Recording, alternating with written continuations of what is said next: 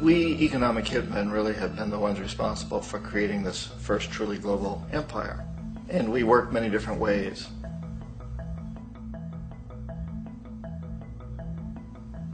But perhaps the most common is that we will identify a country that has resources our corporations covet, like oil, and then arrange a huge loan to that country from the World Bank or one of its sister organizations.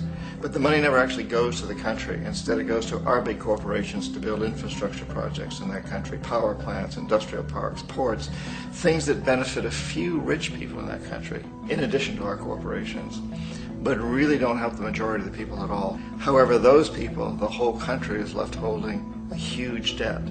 It's such a big debt they can't repay it, and that's part of the plan. They can't repay it.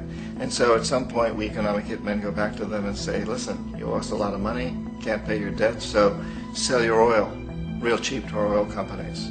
Allow us to build a military base in your country, or send troops in support of ours to someplace in the world like Iraq, or vote with us on the next UN vote. To have their electric utility company privatized and their water and sewage system privatized and sold to U.S. corporations or other multinational corporations. So there was a whole mushrooming thing, and it's so typical of the way the IMF and the World Bank work, that you put a country in debt, it's such a big debt it can't pay it, and then you offer to refinance that debt and pay even more interest.